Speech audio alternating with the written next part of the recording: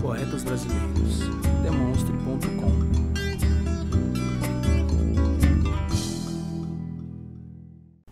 Olá pessoal, meu nome é Mariane Ferreira e hoje a gente vai ter uma entrevistada muito especial, que é a poetisa e romancista Tereza Custódio. Tereza, seja muito bem-vinda ao poema de Bom Dia, é um prazer tê-la aqui. Obrigada. E a gente vai conhecer agora de Tereza um pouco da sua trajetória como poeta, né? O que é que levou ela hoje a ser a escritora que ela é. E a gente quer conhecer agora, Tereza, como é que foi o seu começo com a literatura? Quando, em que momento você teve esses seus primeiros contatos e como é que foi isso?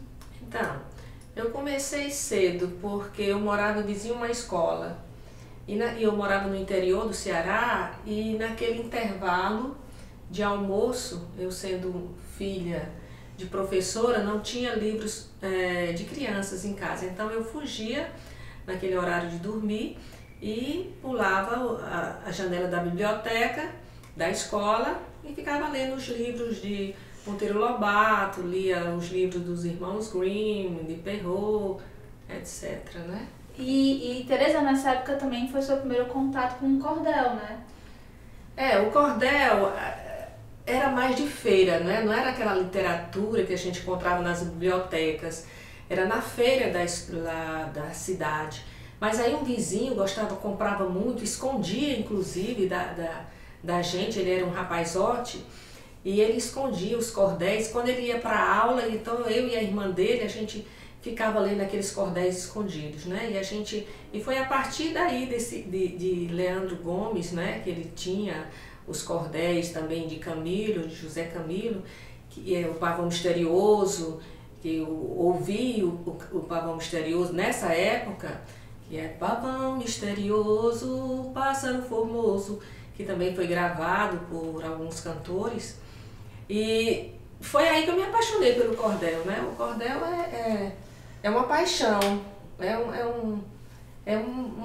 vamos dizer, uma frase amorosa que você vai ouvindo e você vai se encantando. Que legal. E você, filha de professores, acaba se tornando também professora, né? Cursa letras, se especializa em artes cênicas.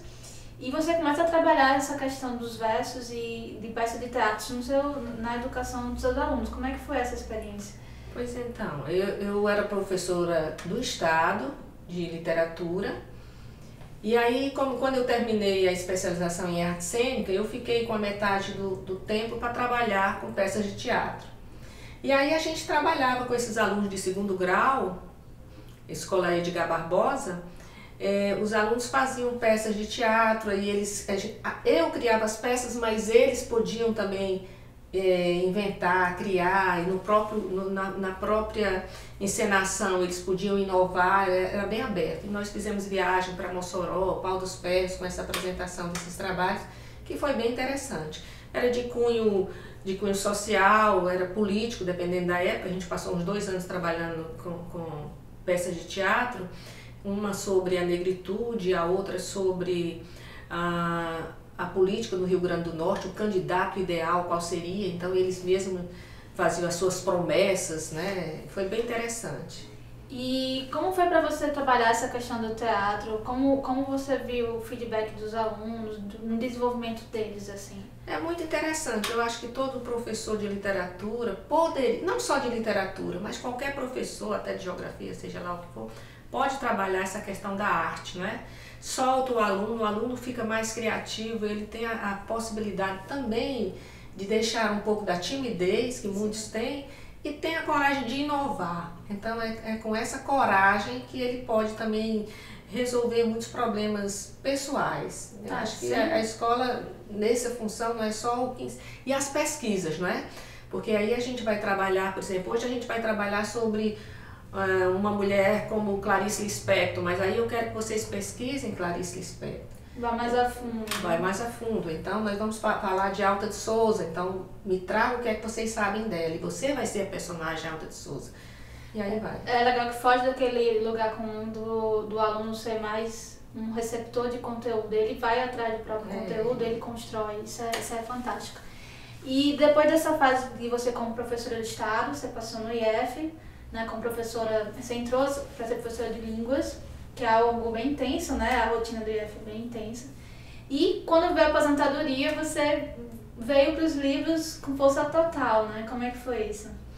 Pois é, primeiro que eu me aposentei, aí eu passei 5 anos no esporte, né? Eu resolvi jogar badminton, que é um esporte novo, moderno, vamos dizer assim, para o estado, né? Sim, sem dúvida. E eu já com quase 60 anos, eu estou com 66 anos, mas na época eu estava com 60, então eu fiquei procurando, e aí o que é que eu vou fazer com essa aposentadoria, né? Eu estava também com problemas de saúde, e o que é que eu faço?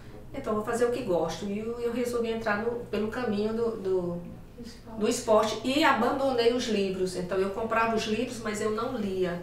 Deixava na estante, eles olhavam para mim, eu olhava para ele, né?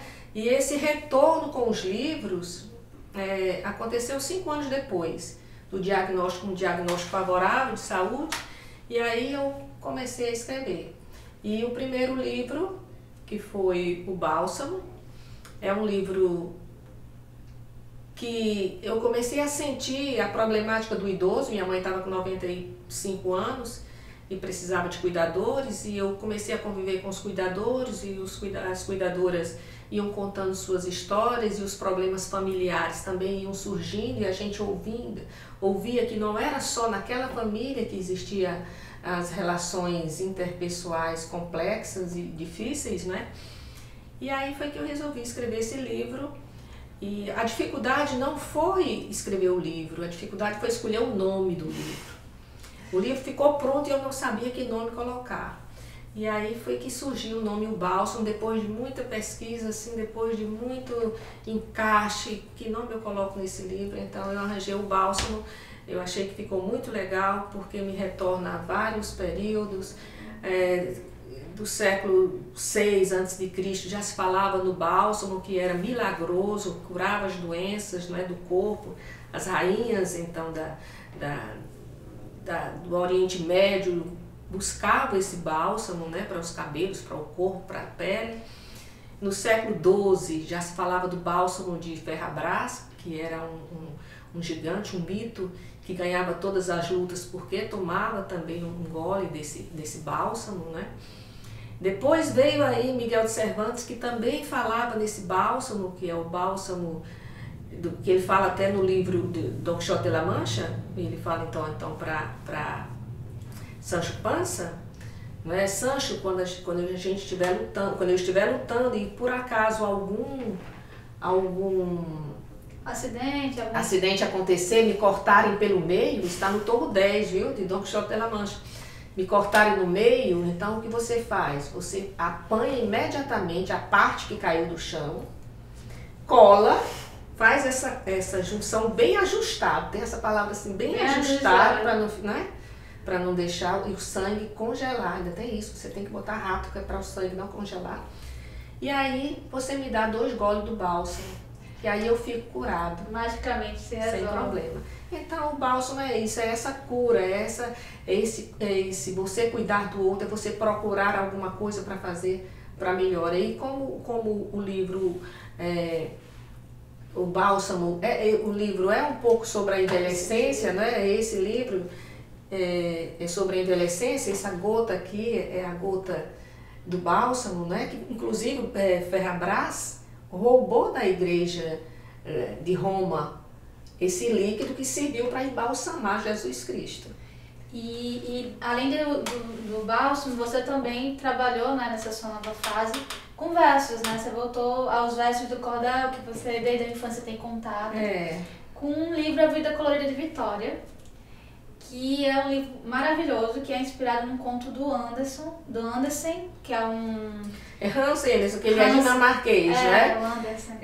Ele escreve um conto, eu li na infância, e os livros e os contos, né, as histórias de fadas do século XVII, que é de Perrault, é de terror, né? Eu até faço essa rima de Perrault com terror, porque eram as histórias de cortar pés, né? Histórias de cortar calcanhares. E aí, como era proibido se usar sapatinhos vermelhos, né? No século XVII, ir para as igrejas caminhar, e a criança do conto Sapatinhos Vermelhos de Andersen calçava os sapatos vermelhos e morreu, teve que cortar os pés, né? História bem dramática. Então essa história aqui, A Vida Colorida de Vitória, é exatamente o contrário, é o oposto. É a criança que vai passear de sapatos vermelhinhos. E ela está aqui, toda de sapatos vermelhinhos. Vitória vai passear com sapatos vermelhinhos, ela encontra uma menina com sapatos iguaizinhos. Você vê que é todo mundo andando de sapatos vermelhinhos. Então essa criança feliz, essa criança colorida. E Tereza, como foi essa transição da prosa pro verso? Como é que foi esse processo de você escrever em versos? Como é que foi pra vocês? Olha, a coisa flui, eu não sei nem responder assim, eu vou escrever isso em poesia. Não, quando eu olho, eu estou escrevendo um poema, sabe? Quando olho, eu estou querendo escrever em prosa, eu não sei responder bem. Algo de momento. É o momento, eu acho que é o momento. Como nasceu a minha netinha, Vitória, eu disse, eu vou fazer um livrinho para Vitória. Que fofo. E para ela ficar assim, uma menina bem alegre, né? Então eu queria essa menina alegre, na minha cabeça tinha que ser essa menina bem colorida. E ela é uma menina bem alegre e colorida também. Que legal. E depois de trabalhar com Vitória, surgiu outro trabalho, você é uma pessoa que vem enérgica, né? Várias ideias ao mesmo tempo. Porque faz apenas 2 anos que eu estou escrevendo, né? E aí várias ideias vão surgindo. Aí né? eu vou escrevendo, Surgiu esse livreto de glossa, né? Que é algo humorístico. Essa glosa que foi lançada até agora, né? É uma glosa, ele tem um mote bem engraçado. Surgiu assim, do nada. Eu estava com um grupo de cordelistas, né? Eu faço parte de um grupo de cordelistas, e alguém foi colocando motes. E eu resolvi colocar um mote, eu criei um mote, lancei, alguém fez a glosa, e quando eu olhei já estava com 9 glosas, aí eu resolvi fazer, alguém falou, olha, por que você não faz então um livreto, né? Um livreto que aí chama-se, antes as pessoas chamavam qualquer coisa literatura de cordel, mas na verdade tem uma pequena diferença, o cordel, né? Que veio de Portugal, coloca na corda, etc. Mas não é bem isso. Aqui a gente determina que cordel já teria que ter 32 cestilhas, e que não é esse caso. Então a gente chama de um poema, né? Um poema em glosa, com estrofes de 10 versos. E você, você então tem um costume, né, de ter nesse grupo de escrever esses versos, e é engraçado porque você mexe com várias temáticas bem diferentes, né? Um romance histórico, como o Bálsamo, aí tem a infantil da Vitória, agora é esse que tem um tom humorístico, e tem um que tá para sair agora esse final de ano, que é sobre a diáspora africana, né? Conta um pouquinho dele. Eu vou falar, mas antes de falar da diáspora africana, eu gostaria também de enaltecer muitos cordelistas do Rio Grande do Norte. Nós nordestinos, né, nós somos assim, vamos dizer, o boom do cordel. Sim. E no Ceará nós temos pessoas maravilhosas, né? Nós temos aí o Braulio, nós temos os irmãos Viana, nós temos o professor Estélio Torquato, temos também o Diacopiara. Aqui no Rio Grande do Norte nós temos nomes que não podemos deixar de falar. Então o poeta, eu tenho até que fazer também uma retomada para as mulheres. Nós temos Regis, nós temos Ritinha, Cláudia, muitas mulheres que fazem cordel, que fica esquecida. Então eu queria dar essa entradinha para enaltecer Nando, poeta, né, Marciano e também o Abaeté, não posso deixar de esquecer. Voltando agora para diáspora africana. A herança da diáspora. A herança, né? Que eu fiz então esse cordel enaltecendo 100 nomes, né? São 100 nomes de pessoas que muito fizeram pelo nosso país e que eu acredito que precisa a gente lembrar, principalmente nas escolas. Sim. As crianças precisam saber quem foi Alta de Souza, as crianças precisam saber quem foi Militana, as crianças precisam saber, nossos estudantes, nossos alunos, quem são os negros que muito fizeram por nossa literatura e por nosso país, independente de ser só literatura. Não, sem dúvida, assim, uma coisa que a gente tem, que é uma falta da nossa educação em si, é esquecer essas pessoas, não relembrar. E muitas vezes essa questão da representatividade negra fica faltando. Eu estou vendo Maya Angelou, né? É. Que nós temos aqui essa americana. Mas Isso. nós temos Conceição Evaristo no Brasil. Nós temos, então, Carolina de Jesus. Sim. Nós temos outras mulheres negras importantes que precisam também ser lembradas, né? Sem dúvida. E eu acho que o fato de você estar escrevendo isso, de estar levantando esses nomes é importantíssimo para que a gente possa levar isso realmente para as pessoas. E que elas nunca sejam esquecidas, né? Possam inspirar outras pessoas no futuro. Então, Tereza, muito obrigada por ter vindo aqui para o Bom Dia. Pessoal, para conhecer os poemas e os contos, as coisas, os trabalhos da Tereza, continue acompanhando aqui no canal. Dê um joinha. Muito obrigada, Tereza, mais uma vez por ter vindo aqui. E até a próxima, pessoal. Tchau, tchau.